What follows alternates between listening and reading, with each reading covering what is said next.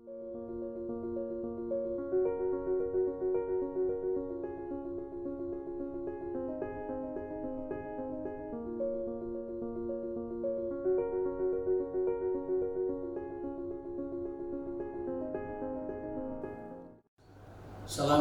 warahmatullahi wabarakatuh. Perkenalkan, nama saya Muhammad Amin. Saya adalah salah satu dosen di Prodi Pendidikan Agama Islam pada Fakultas Agama Islam Universitas Muhammadiyah Makassar. Salah satu mata kuliah yang saya ampu adalah aliran pemikiran di dalam Islam. Mata kuliah ini didapatkan pada semester 6 di Prodi Pendidikan Agama Islam dengan bobot 2 SKS. Teknik pengajaran yang saya gunakan adalah delivery, interaction, dan assessment. Adapun capaian pembelajaran lulusan yang dibebankan pada mata kuliah ini, yang pertama sikap, 1. Bertakwa kepada Tuhan Yang Maha Esa dan mampu menunjukkan sikap religius. Yang kedua adalah menghargai keanekaragaman budaya, pandangan agama, dan kepercayaan serta pendapat atau semua orisinil orang lain. Kemudian yang kedua, pengetahuan. Mampu memahami dasar-dasar bahasa Inggris, ekonomi publik, hukum administrasi negara, komunikasi publik, dan pemberdayaan masyarakat, serta dengan pemahaman agama di tengah-tengah masyarakat. Kemudian keterampilan umum, 1. Mampu menyusun deskripsi saintifik hasil kajian tersebut di atas dalam bentuk skripsi atau laporan tugas akhir dan mengunggah dalam laman perguruan tinggi. Yang kedua adalah mampu mengambil keputusan secara tepat dalam konteks penyelesaian masalah di bidang keahliannya. Selanjutnya, adapun capaian pembelajaran mata kuliah ini, pertama, mahasiswa dapat memahami Al-Khawarij, Al-Murji'ah, sejarah timbul dan pokok-pokok ajarannya. Begitu juga Jabariyah, Qadariyah, latar belakang munculnya dan argumen-argumen masing-masing. Berikutnya, sejarah timbulnya Wasil bin Atta dan ajaran-ajarannya, Abu Hasan al-Asy'ari dan pokok-pokok ajarannya, serta Al-Maturidiyah, sejarah timbul Abu Mansur al-Maturidi dan pokok-pokok ajarannya, dan Basdawi dan ajaran-ajarannya dan pengaruhnya di dunia Islam. Yang kedua, mahasiswa mampu menjelaskan dan memahami perbandingan aliran iman dan kufur, serta akal dan wahyu, dan menjelaskan Syiah, pengertian sejarah timbul dan pokok-pokok ajarannya, sekte-sekte Syiah, dan seterusnya. Yang ketiga, mahasiswa mampu menjelaskan terkait Al-Kindi, riwayat hidup, keseharian, filsafat dan agama, filsafat dan ketuhanan, serta filsafat jiwa. Kemudian berikutnya Al-Farabi, riwayat hidup, pemikirannya, teori tentang emanasi, dan seterusnya. Kemudian Ibnu Sina, riwayat hidup, pemikirannya tentang emanasi, filsafat jiwa, filsafat kenabian, dan teori wujud, serta Al-Razi, riwayat hidup dan filsafat 5 kekal. Kemudian berikutnya, yang keempat adalah mahasiswa mampu menjelaskan dan mengetahui tasawuf, asal-usul, pengertian. Dan yang kelima, mahasiswa mampu menjelaskan dan mengetahui Rabiatul Adawiyah, riwayat hidup dan konsep mahabbah ilahiyah, serta memahami Al-Ghazali, pengembaraan intelektual dan pengolahan batin menuju kehidupan sufistik, konsep ma'rifah, mendamaikan syariah dan tasawuf, dan pengaruhnya di dunia Islam. Kemudian, kemampuan akhir tiap tahap pembelajaran. Pertama, mampu memahami Al-Khawarij dan Al-Murji'ah, sejarah timbul dan pokok-pokok ajarannya. Yang kedua, mampu menjelaskan Jabariyah dan Qadariyah, pengertian, latar belakang munculnya, dan argumen-argumen masing-masing. Yang ketiga, mampu menjelaskan perbandingan aliran, iman dan kufur, serta akal dan wahyu. Yang keempat, mampu menjelaskan dan memahami Al-Maturidiyah, sejarah timbulnya, kemudian Abu Mansur Al-Maturidi dan pokok-pokok ajarannya. Yang berikutnya, kelima, mampu menjelaskan Syiah, pengertian, sejarah timbul dan pokok-pokok ajarannya, sekte-sekte Syiah, yaitu Imamiyah, Ismailiyah dan Gulat. Yang keenam, mampu menjelaskan perbandingan aliran, iman dan kufur, serta akal dan wahyu. Yang ketujuh, mampu menjelaskan Al-Kindi, riwayat hidup Al-Kindi, filsafat dan agama, filsafat ketuhanan, dan filsafat jiwa. Berikutnya, mampu menjelaskan dan mengetahui Al-Farabi, riwayat hidupnya, pemikirannya. Yang ke-10, mampu menjelaskan terkait Ibnu Sina, riwayat hidup, pemikirannya tentang emanasi, filsafat jiwa, filsafat kenabian, dan teori hidup. Kemudian yang ke-11, mampu menjelaskan dan mengetahui Al-Razi, riwayat hidupnya, dan filsafat 5 kekal. Selanjutnya, yang ke-12, mampu memahami tasawuf, asal-usul, pengertian, makamat, dan ahwal. Yang ke-13, mampu menjelaskan Rabiatul Adawiyah, riwayat hidupnya, dan konsep Al-Mahabbah. Yang terakhir adalah mampu memahami dan menjelaskan Al-Ghazali, pengembaraan intelektual dan pengolahan batin menuju kehidupan sofistik dan pengaruhnya di dunia Islam.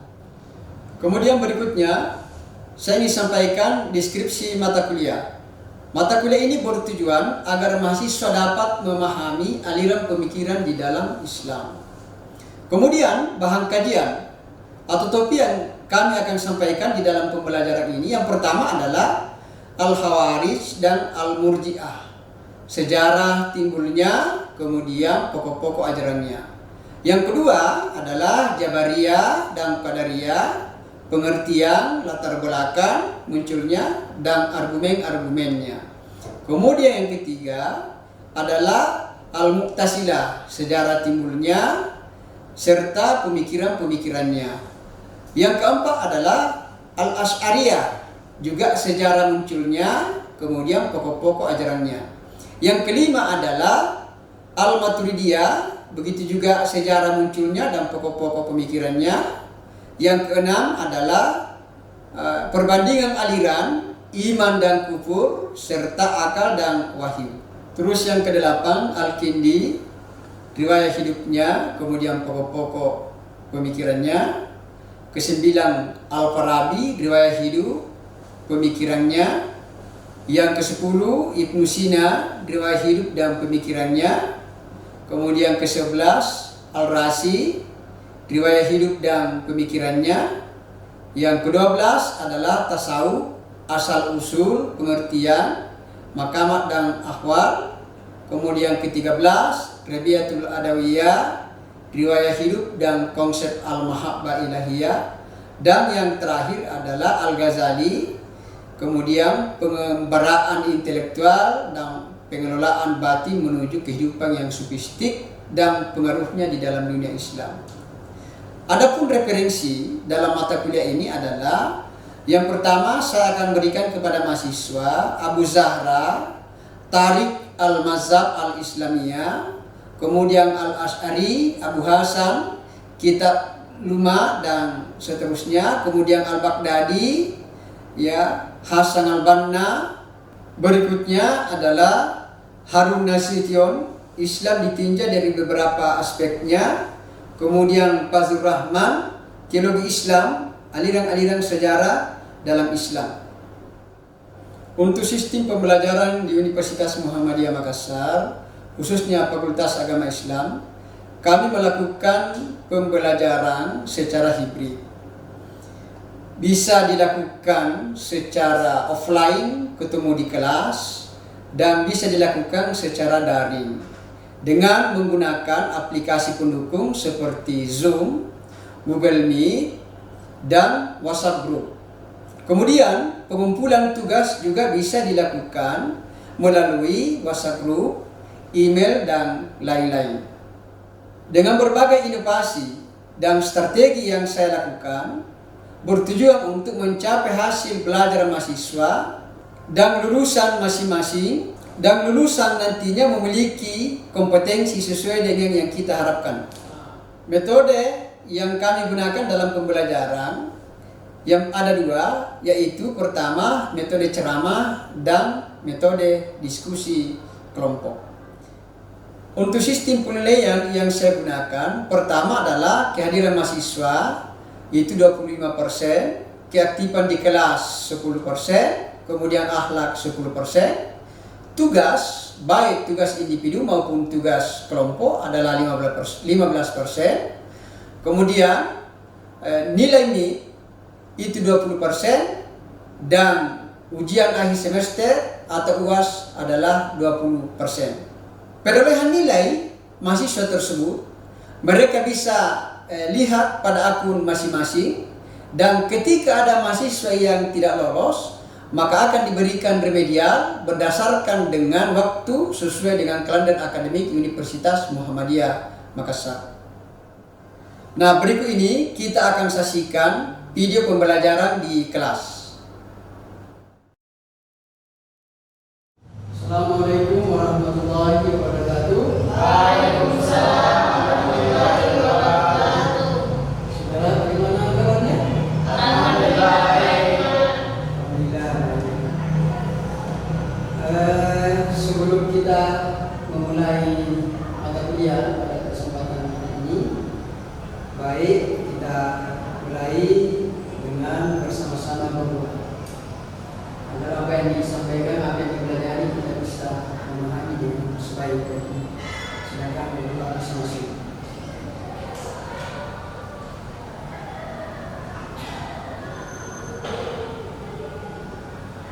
Baik, sudah sekalian, sudah absen semua? Harus absen ya, ingat di absennya. Sebelum kita memulai perkuliahan, sedapat mungkin kita sudah mengabsen semua dengan baik. Nah sekarang, sudah sekalian, saya ingin tanya dulu ya, karena ini adalah pertemuan kedua. Pertemuan pertama pekan lalu saya sampaikan ya bagaimana aturan-aturan di perkuliahan kita, kemudian materi yang kita akan dapatkan selama kurang lebih 14 sampai 16 kali pertemuan. Nah sekarang sudah sekalian, pertama materi yang kita akan pelajari pada kesempatan ini adalah latar belakang lahirnya aliran pemikiran di dalam Islam. Jadi berbicara tentang latar belakang itu artinya kita berbicara tentang sejarah penyebab lahirnya aliran pemikiran di dalam Islam. Nah sekarang sebelum saya lanjut, saudara sekalian, saya tanya dulu, siapa yang bisa memberikan penjelasan apa itu sesungguhnya aliran pemikiran dalam Islam? Silakan. Aliran pemikiran dalam Islam yaitu pandangan atau interpretasi terhadap kelompok-kelompok dalam Islam. Pandangan atau interpretasi Terhadap kelompok terhadap pemikiran dalam Islam. Ada yang lain? Silakan Nadia. Saya, aliran pemikiran dalam Islam merupakan perbedaan sudut pandang atau pemahaman oleh kelompok atau golongan tertentu dalam menyelesaikan persoalan dalam Islam. Pandangan atau pemahaman kelompok tertentu dalam menyelesaikan persoalan dalam Islam. Boleh? Ya. Bagus jawabannya. Ada lagi? Silakan. Pandangan atau interpretasi suatu masalah yang berbeda di dalam Islam. Pandangan atau interpretasi yang berbeda di dalam suatu masalah dalam Islam. Pandangan atau suatu interpretasi yang berbeda di dalam persoalan Islam. Bagus sekali. Ya. Jadi 3 yang mau jawab ya. Pertama ini adalah cukup bagus jawabannya. Ya, sehingga saudara-saudara ya, pemahaman awal kita sudah bisa memahami bahwa aliran pemikiran Islam itu adalah ya adanya interpretasi yang berbeda di dalam melihat persoalan yang ada dalam Islam. Nah sekarang saya bertanya lagi, kenapa ada perbedaan atau kenapa lahir itu aliran pemikiran dalam Islam?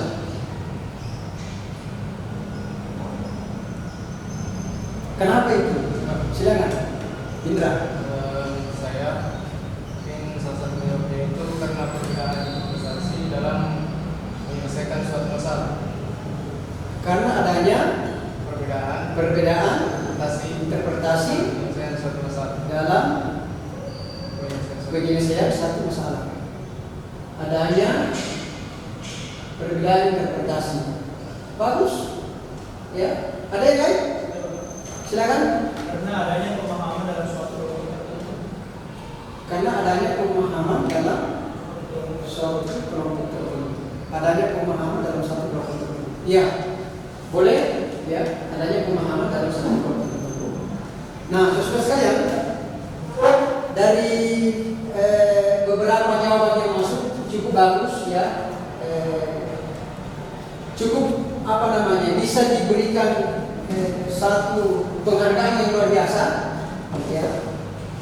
Saya kira dari materi yang saya berikan tadi itu Anda sudah tahu semua dan sudah mempelajari dengan baik sehingga Anda bisa memberikan jawabannya dari pertanyaan-pertanyaan yang itu. Nah, baik saudara-saudara, kita mulai mencoba memasuki sesungguhnya seperti apa itu aliran pemikiran di dalam Islam dan bagaimana latar belakangnya. Sekalipun Anda telah memberikan tadi jawaban ya. Nah, sekarang dalam sejarah Islam adanya kelompok-kelompok keagamaan yang memiliki paham yang berbeda itu sudah menjadi ilmu pengetahuan, terutama dalam bidang usuluddin. Nah, yang dimaksud dengan bidang usuluddin itu adalah bidang pokok-pokok keagamaan. Jadi adanya kelompok-kelompok perbedaan itu memang sudah menjadi ilmu pengetahuan. Jadi tidak boleh lagi dipersoalkan, ya, tidak boleh lagi dipersoalkan, apalagi dipertentangkan dengan adanya kelompok-kelompok perbedaan. Nah, persoalan keislaman yang memang hal yang sangat menarik untuk dikaji, saudara, sangat menarik untuk dikaji, ya, karena kenapa? Adanya aliran-aliran pemikiran Islam itu adalah salah satu tema yang ketika dikaji itu lebih nilai-nilai Islam, ajaran Islam itu lebih mencerminkan, lebih menampakkan cahayanya. Loh, kenapa ini terjadi perbedaan? Sementara sudah ada kitab suci, ada Al-Quran yang memimpin kita, tetapi di samping itu, kenapa mesti lahir lagi perbedaan-perbedaan pandangan, terutama dalam bidang teologi dan lain sebagainya. Itu yang perlu dipahami saudara. Ya. Nah, kita lanjut, saudara. Nah, di sini sejarah lahirnya aliran pemikiran di dalam Islam. Setelah Rasulullah SAW wafat, persoalan yang pertama muncul dalam persoalan politik. Ya, para sahabat dan kaum muslimin sibuk memikirkan siapa penggantinya untuk mengepalai negara Madinah. Nah, saudara, ternyata ya di dalam sejarah Islam munculnya aliran pemikiran dalam Islam itu adalah dimulai dengan persoalan politik. Jadi ketika Rasulullah SAW wafat itu, persoalan muncul kemudian bukan persoalan akidah, bukan persoalan ibadah, bukan persoalan muamalah, tapi justru yang pertama muncul adalah persoalan politik, yaitu siapa yang bisa menggantikan Rasulullah SAW sebagai kepala negara. Tentu sebagai rasul, nabi dan rasul tidak boleh digantikan, karena itu adalah otoritas Allah Subhanahu Wa Taala. Tetapi yang digantikan di sini adalah sebagai kepala negaranya, Dia sebagai kepala negara, karena nabi itu, nabi dan rasul sekaligus menjadi kepala negara. Nah, sehingga di dalam sejarah itu Rasulullah SAW mayatnya sempat tertahan, tidak dikuburkan untuk sementara karena pada waktu itu belum ada penggantinya, sehingga para sahabat sepakat mencarikan, menyepakati siapa yang berhak atau siapa yang mampu menggantikan Rasulullah SAW sebagai kepala negara. Nah, sehingga saudara, mereka berunding, siapa di antara mereka yang bisa menjadi pengganti Rasulullah Sallallahu Alaihi Wasallam. Nah, kemudian setelah Rasulullah Sallallahu Alaihi Wasallam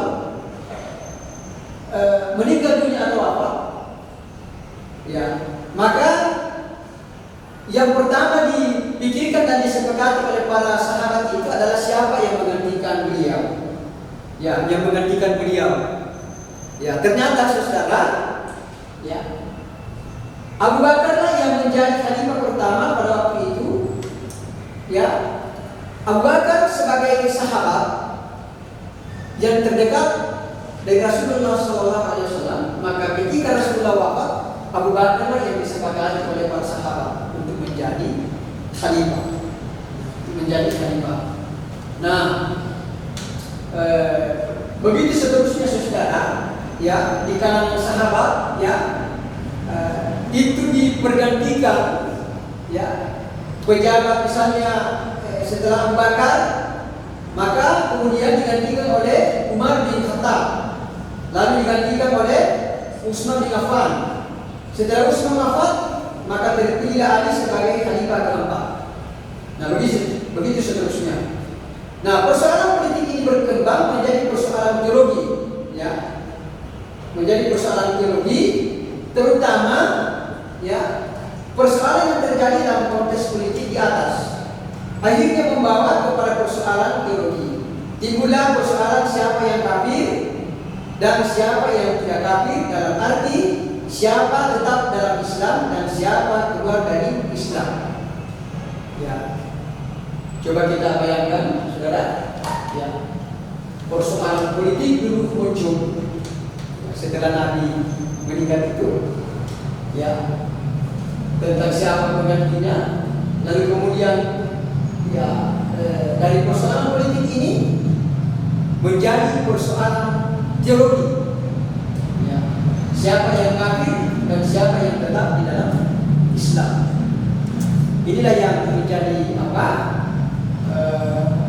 menjadi tren sekarang dari latar belakang sejarah dan akhirnya aliran pemikiran di dalam Islam.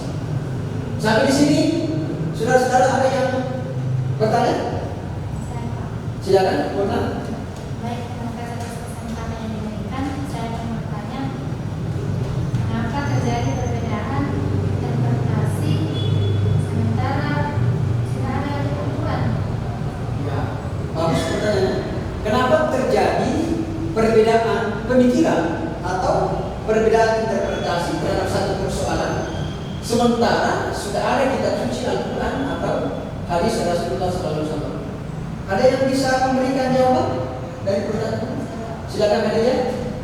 Jadi kenapa terjadi interpretasi sementara sudah ada Al-Quran, karena adanya yang memakai pendekatan menggunakan tafsir, ada yang menggunakan pendekatan awam.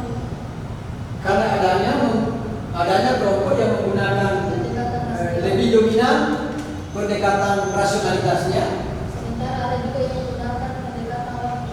sementara ada juga dengan wahyu. Ya, luar biasa ya.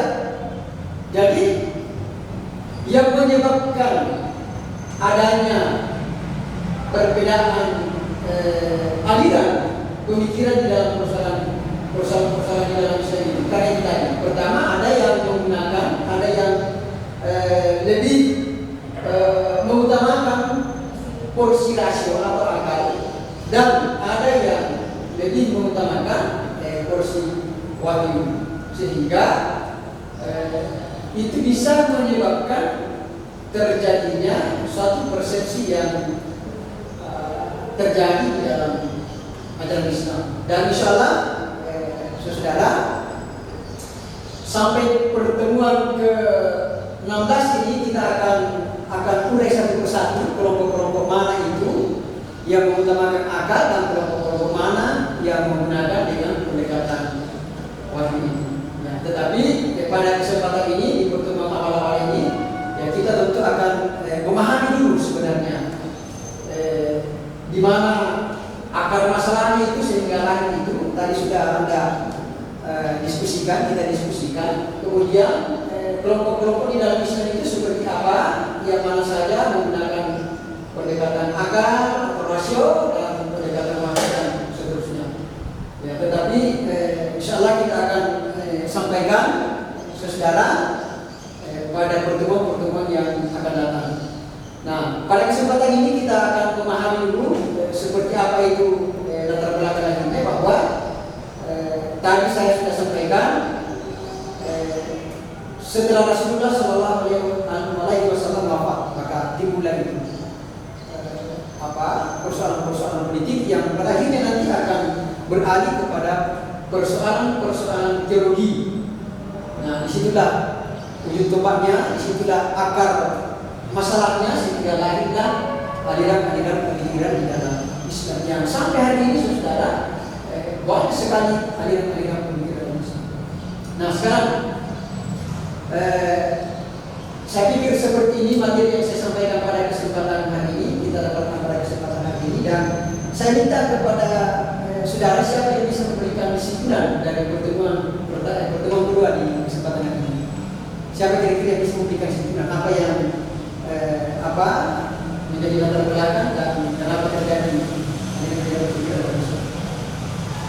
Siapa kira-kira? Silakan.